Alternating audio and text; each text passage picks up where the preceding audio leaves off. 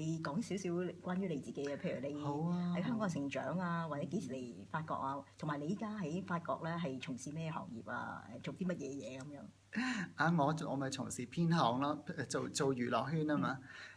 我咧就係香港出世嘅，就真係香港人。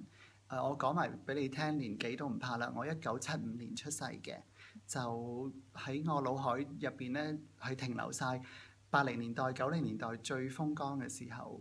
咁我就97年之前咧就離開咗香港，就唔係話真係為咗政治問題咯，因為我屋企人咧就喺香港，就嗰陣時候就生意失敗，咁就係為咗工作原因去法國。咁我之後就亦都選擇咗喺法國讀書。咁依家我本身就係建築師畢業嘅，都冇人信我唔似建築師。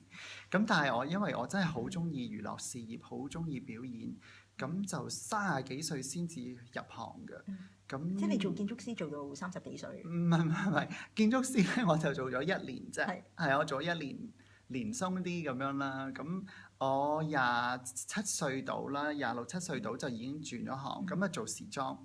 時裝咧就都做咗好一輪嘅，因為我都唔知睇唔睇得出咧，我好中意時裝。咁但係始終做咗好幾年之後，都係好唔開心咯，真係好想做舞台嘅嘢。咁亦都好幾次喺香港試過去試鏡啊，一啲 audition 啊咁，但係就係冇結果啦。